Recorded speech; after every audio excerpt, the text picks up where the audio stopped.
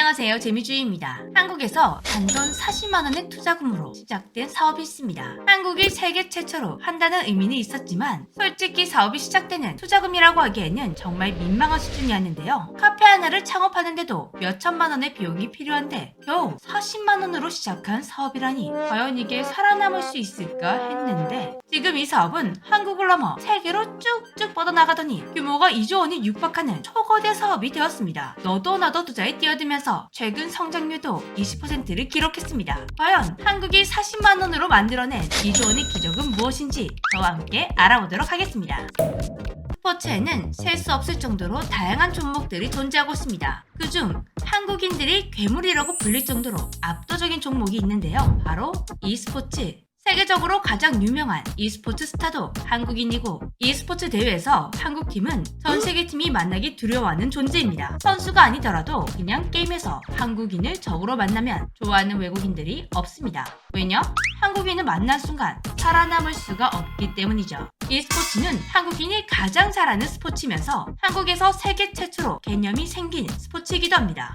처음부터 e스포츠가 세계의 환영을 받은 건 아니죠. 앉아서 컴퓨터 게임이나 하는 게 무슨 스포츠냐며 스포츠계의 이단아라고 손가락질 받았습니다. e스포츠라는 개념이 생긴 한국 역시 별반 다를 게 없었는데요. 아니 오히려 더하면 더했습니다. 게임은 취미생활일 뿐이다. 게임을 하는 건 몸에 해롭다. 게임을 많이 하는 사람은 사회 부적응자다. 한국 사회는 해외보다 더 부정적인 인식들이 뿌리 깊이 박혀 있었습니다. 한국의 한 공중파 뉴스에서는 게임의 위험성을 주제로 아주 황당한 실험을 하기도 했죠.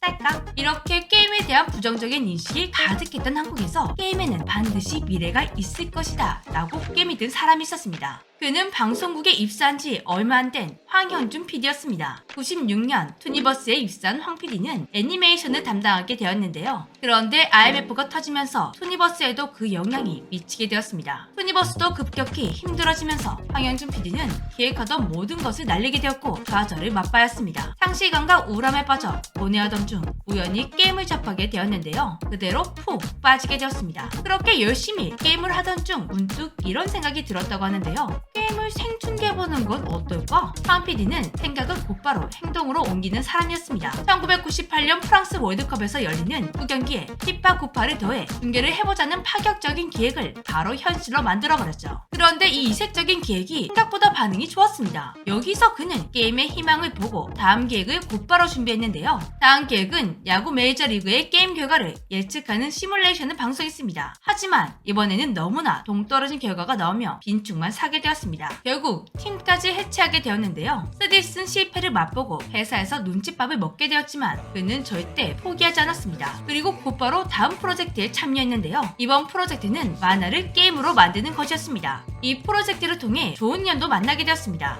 만화 작가 엄재경 씨, 황 PD와 만화 작가 엄재경 씨는 회의 겸 즐겨하던 이야기가 있었는데요. 바로 스타크래프트 이야기였습니다. 1990년대 말 스타크래프트의 인기가 정말 말도 안 되게 높아지고 있었습니다. 전국의 PC방이 빽빽하게 깔릴 정도로 스타크래프트의 인기는 퍼져나갔고 한국의 국민 게임으로 등극했죠. 이때부터 한국에서 e스포츠의 태동이 시작되었습니다. 스타크래프트의 인기가 하늘을 찌르자 PC방에서 손님들을 대상으로 게임 대회를 열었습니다. 이 게임 대회는 한국에 많은 변화를 불러왔는데요. 이 대회에서 자신을 프로게이머라고 소개하며 세계 프로게이머라는 직업을 알린 최초의 프로게이머 신지영 씨가 등장했습니다. 이런 한국 게임 시장의 변화를 주제로 엄재경 씨와 대화를 나누고 있던 황현준 PD는 번뜩 아이디어가 떠올랐다고 합니다. 스타크래프트를 스포츠 중계처럼 해보면 어떨까? 이번에도 곧바로 행동으로 옮겼습니다. 그는 학교 선배인 정일훈 캐스터를 찾아가 함께 게임 중계를 해보자고 제안했습니다. 그렇게 탄생한 프로그램이 바로 구구 프로게이머 코리아. 최초의 스타크래프트 방송은 다른 어디도 아닌 애니메이션 전문 채널 투니버스에서 시작되었습니다. 처음 해보는 장르이다 보니 전문 해설자를 구할 수가 없었습니다. 이때 황 PD의 머릿속에 딱 떠오르는 사람이 있었는데요. 자신과 스타크래프트에 대해 열띤 대화를 나눴던 만화 작가 엄재경 씨, 그를 섭외했습니다. 그렇게 게임을 사랑하는 세 사람이 모여 구구 프로게이머 코리아를 방송하게 되었습니다. 전국에 있는 스타크래프트 고수들을 모아서 대회를 열려고 했는데 찾았는데 현실은 촬영한 스튜디오조차 없었습니다. 회사를 뒤져서 겨우겨우 찾아낸 장소가 투니버스 내 직원들의 휴식 공간이었는데요. 직원들이 쉬는 시간에 당구를 즐겨치던 곳이었습니다. 방송 후 하기에는 너무나 협소한 장소였지만 이 공간마저 너무나 소중했던 그들은 거기에 설치된 탁구대까지 알뜰하게 크로마키 천을 둘러 배경으로 활용했습니다. 그리고 자비를 털어 모니터를 송출할 수 있는 어댑터를 구입했죠. 이렇게 세계 최초 e스포츠 중계에 들어간 총 비용은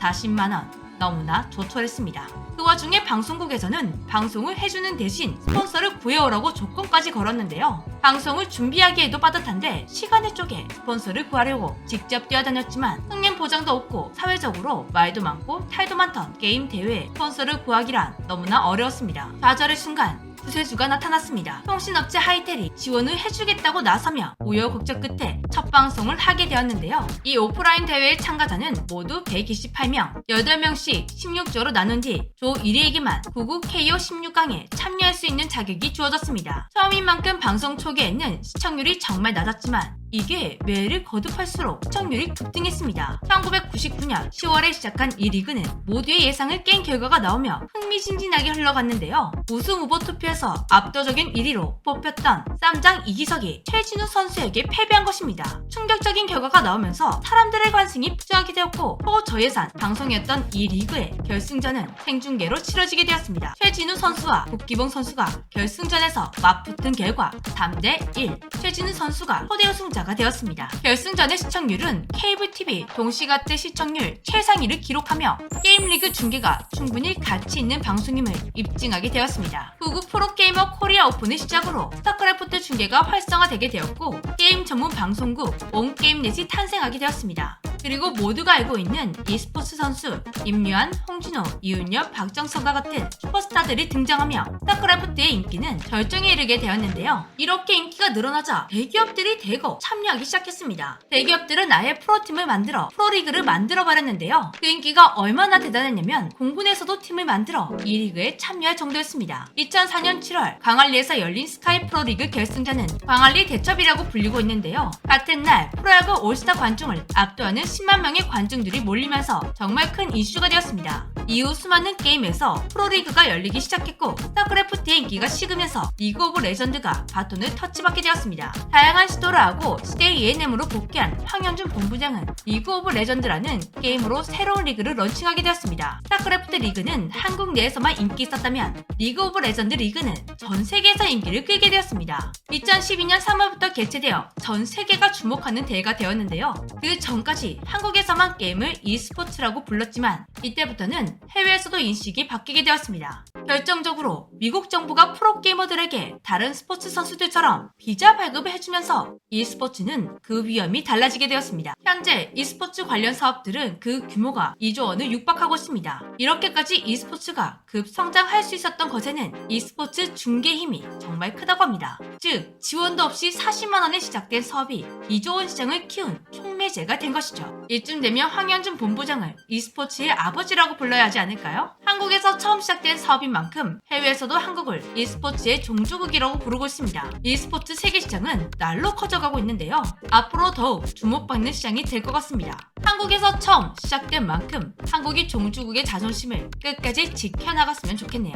오늘 이야기도 재미있게 들으셨다면 좋아요, 구독하기, 알림 설정 꼭 부탁드립니다. 저는 또 다른 이야기로 돌아오겠습니다. 안녕!